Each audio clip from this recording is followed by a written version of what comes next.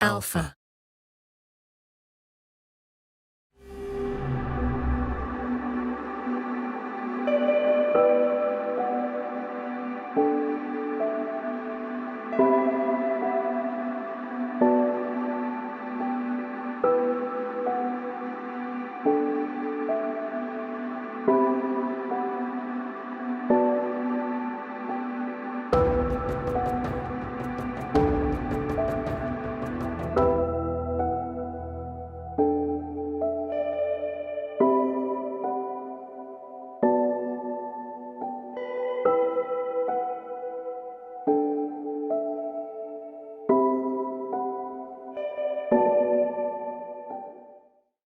Hi, I'm Mark Baber. I'm the Technical Marketing Manager here in the UK and Ireland for Sony's Photo Channel. Now, we've managed to team up with my colleague and good friend Sam Pilling, Technical Product Manager, because he's managed to get hold of the new Sony Alpha A1. I can see him nodding there. Yeah, Sam, great to see you. Thanks very much for getting hold of the camera and talking to us. Hi Mark, thanks for having me. It's a shame we can't do this in person. No, you're absolutely right. It's such a shame we can't actually meet face to face. But I really thank you for taking the opportunity to talk to us and the audience here that are watching around the new Alpha, Sony Alpha A1. I'm really jealous you've managed to get your hands on it, but not me. But in safe hands, what's it like? Tell us. Well, one can mean a whole range of things. I don't want to be too philosophical about it, but it's the beginning of things, as it is for us with this brand new product. And it's also one camera that could replace several other cameras. It's a fantastic video camera. It's an incredible stills camera. It's one camera that can achieve such a level of professional photography that it's probably the one camera that you need in your camera bag. No, you're absolutely right. I mean, there's so many things about this camera that we probably won't be able to cover in the time that we've got together. But you know, what's going to make people excited about this camera? What really? I mean, I know there's 50 million pixels, a new sensor, 8K video, and of course taking and inheriting the video format from the A7S Mark III. What other kind of things are we going to be looking forward to the A1? You're right, Mark. There's loads of things about this camera which are just completely new. So 30 frames per second stills is an absolute first, and it means you're going to capture every single split second. So if you're sports, wildlife photographers, they're going to absolutely love it. 8K video, that's a first for the Alpha range of cameras. It means that you can use 8K video and then crop down to 4K if you want to. You can shoot 8K whilst recording 1080p proxies, so your workflow's nice and easy. And of course, the 4K video gets an upgrade to 120p, so it's an absolute all-rounder. So of course, the A1 is a completely new camera concept, maybe. I'm not sure, but of course, we've got other cameras in the range, such as the A7S for sensitivity, A7R resolution, our all-rounder, the A7 III, and of course the A9 for speed. Where does this kind of sit then? Well, if you're the sort of customer that's currently shooting with two camera bodies, and there are plenty of those that exist, maybe you've got an A9 or an A9 Mark II for sports and using an A7S Mark III for video, this one unit will achieve an awful lot, if not more, of those features that you're getting from two separate camera bodies. So we talked about 50.1 megapixels. So obviously this is high resolution. It's not as high as, say, the A7R Mark IV. But I suppose how does this work? Dynamic range, that kind of stuff. So, you know, how have we managed to get 50 million pixels into this camera with, you know, amazing speed? Yes, you're right. It's really high resolution. And it's incredible we can capture 50 megapixels at 30 frames per second, and that's due to a combination of Sony technologies. It's not just that fantastic stacked Exmor RS sensor, it's our Bions XR processor as well. Bions XR processors are about 8 times faster than a standard Bions X processor, so it just means you get the performance out of this camera which is totally unique to Sony. It's a Sony-made sensor, it's a Sony-made processor. And there's lots of other complicated technology like the LSIs that go into this, which just make it a totally unique package.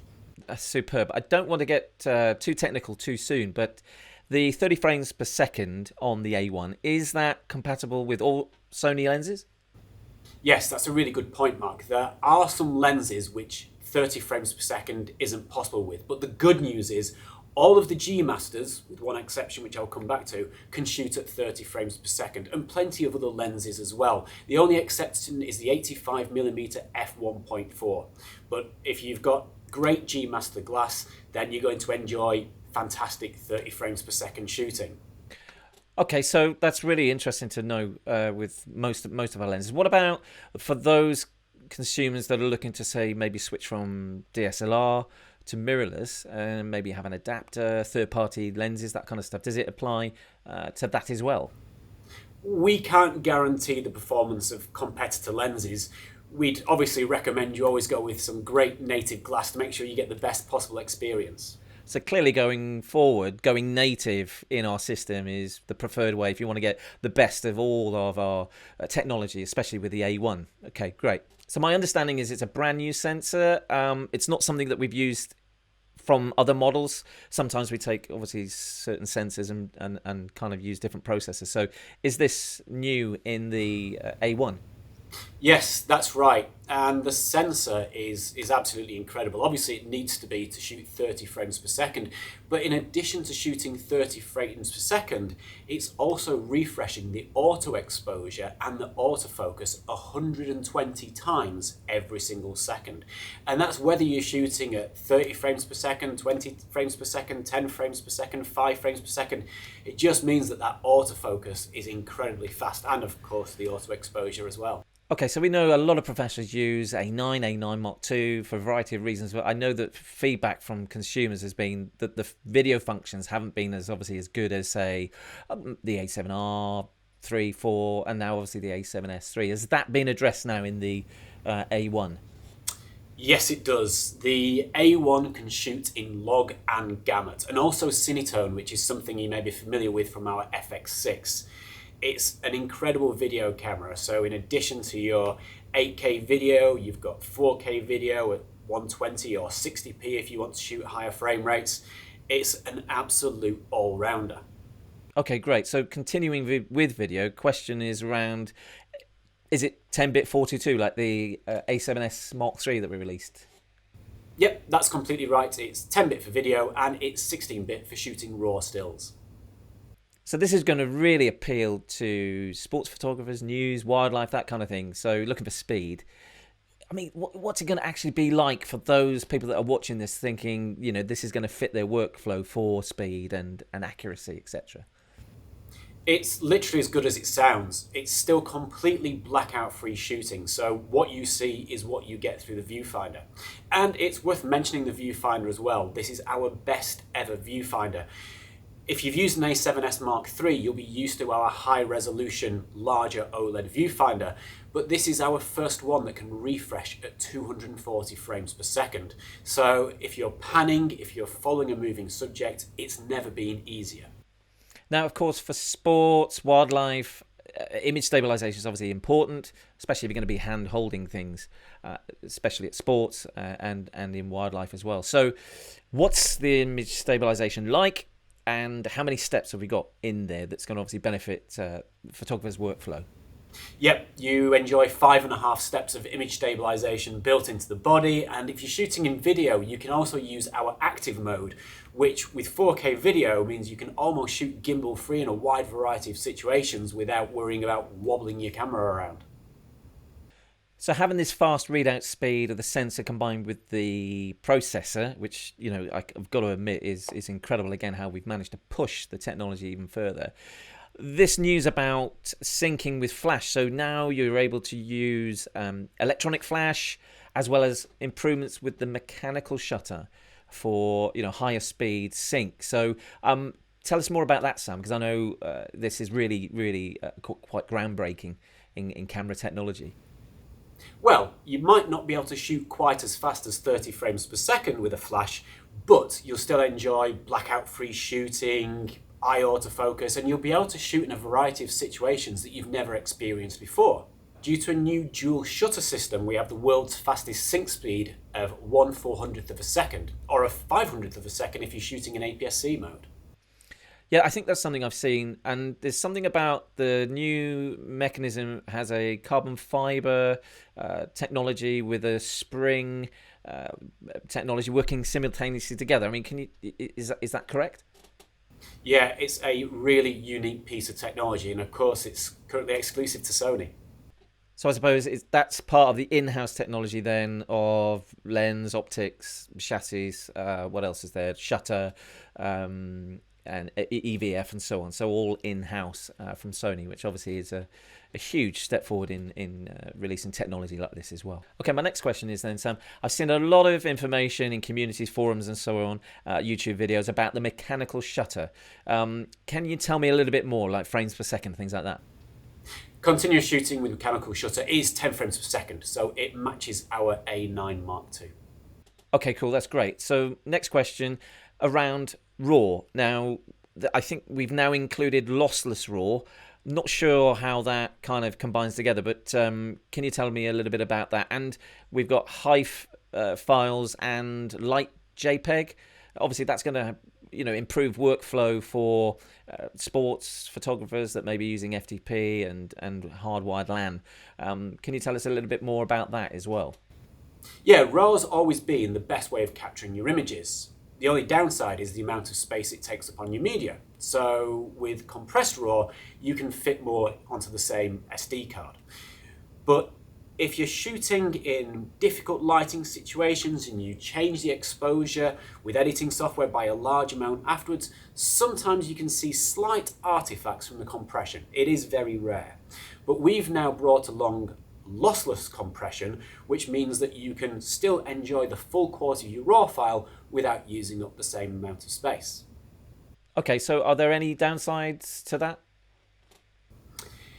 I guess the only downside is because it's compressing the RAW file, your PC or Mac needs to put a little bit extra processing power into editing because it has to decompress the RAW file as part of the editing process. But apart from that, it's a great technology. So, of course, one of the key kind of USPs of the A9 has been the stack layered sensor, integral memory, and of course 20 frames per second blackout free. So there's obviously some similar technology here. We haven't talked about autofocus yet. It's got a lot of coverage, and I think we've got more phase detection, contrast AF. So can you tell us a little bit more about what the autofocus on the A1 is currently set up for? Yes, 759 phase autofocus points, and that covers 92% of the sensor. So 120 times every second that autofocus is updated will capture your subject wherever it's going.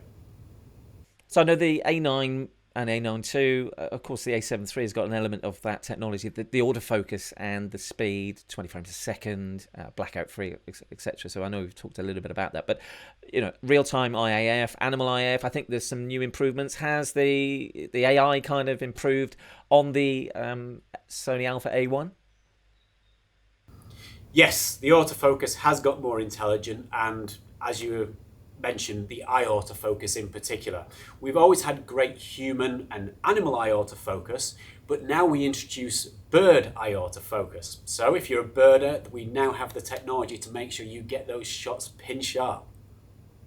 Of course, taking into consideration things like crop factor, extending of telefocal length, as a sports and wildlife photographer, that's going to appeal massively. So I can't wait to see bird IAF when we get back to normality and carry out consumer workshops. So I've really started to notice, obviously looking at the news quite a lot because of what's going on in the global pandemic, etc. And I suppose being a Sony employee, I'm looking out for topical broadcasts where I can see Sony kit. And I'm seeing Sony gear, cameras, lenses more often now with reporters, broadcasts, reportage, etc., which is obviously really encouraging. So, the A1 is perfect for this. Yeah, I've noticed it too. It's a really good point. We really, really listen to our photographers. So there are press photographers that really appreciate the fact you can attach voice tags to A9 images. This, of course, has that same capability. We have great connectivity, so if you instantly have to upload your images. We've also introduced Light JPEG. Light JPEG is smaller versions of the JPEG file, so if you're somewhere extreme with very, very limited access to data, but you need to get your shots off, you can use Light JPEG. You can also still shoot full RAW at the same time. And the camera is just an all-round performer. So if you need to shoot 8K video, it can shoot 8K video for reportage. If you need to shoot 30 frames per second, it can do that. And of course, we have dual card slots. So it really does keep your information safe. So I know we have had some in-camera processing, but now I think I've seen that you can now crop in-camera, which can only improve workflow when you're out in the field, sports stadiums, that kind of stuff. Yep, that's right. You can now crop in camera. So if you want to quickly edit your images and you're directly uploading to FTP, so you're not taking them out to a Mac or a PC to edit them, you can edit in camera and then fire them straight off to your agency. So I can understand why pros, when they're at stadiums, out in the field, are going to be using the LAN port and FTP upload and so on. So how important is this to workflow, and does the A1 kind of cover those bases as well? Yeah, you're right. There's loads of ways of uploading your pictures straight to an FTP server. There's a physical network connection. You could also do it via Wi-Fi, but there's actually a new option of connecting your camera direct to your mobile phone via a USB cable. This will allow you to achieve 10 gigabits per second upload speeds, so incredibly powerful using 5G technology. Yeah, that's really, really good to know. I mean, when we released the A7S Mark III last year, I was, like many people, very impressed with the new menu system. Please tell me it's the same on the Sony Alpha A1. It's almost exactly the same. One key change that we've made is that all the silent shooting options now have their own menu, so it's really easy and quick to change those settings as a group. But other than that, yeah, it's the new format of menu. So we talked a lot about the press and the potential of the A1 being used in that kind of environment. Now, I know we get asked a lot of questions at trade shows and things like that and consumer workshops. It's about rolling shutter. So has it been improved on the A1, and if so, how? Well, it's a brand new sensor. It's the new generation of Bion's XR processor. So I'm glad to say it's actually 1.5 times better for coping with rolling shutter using anti-distortion technology than the A9 Mark II. So it's a huge leap forwards. And when it comes to the same sort of area, when you used to get banding shooting with electronic shutter, we have our anti-flicker technology in there now as well. So you'll get almost zero situations where you can't shoot completely silently without worrying about any sort of banding or, again, rolling shutter distortion. So obviously, being a high resolution camera, noise obviously is going to be processed really well, and at the same time, dynamic range. Now, I think we're quoting 15 plus stops. Can you comment on that, Sam? Yeah, 15 stops plus of dynamic range, so a brand new sensor, incredible performance, the real ability to capture detail in shadows and highlights at the same time. Thanks, Sam, for doing this. I know we haven't seen each other face to face here, and we haven't seen you for ages. But thanks for putting this together with myself and giving us an insight, really, of this new A1 Sony Alpha A1 camera that you've got. I haven't had a chance to see it yet, which is a real shame. But if it is available over the next few weeks, I'd love to be able to test it.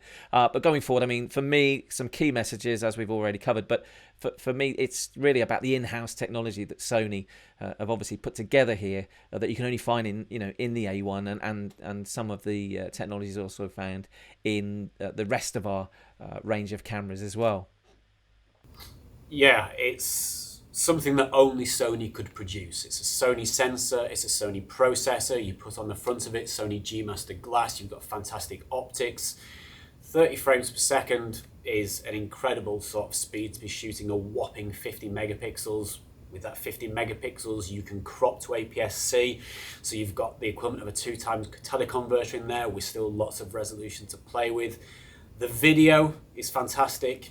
8K is beyond my needs currently, but it's a great option to have. You've got 4K video in there, and you've got 4K video at high frame rates. And I've recently switched all my workflow to 4K, so if I'm outputting in high definition, I can use those extra crops to change the angle to make it look like a different scene.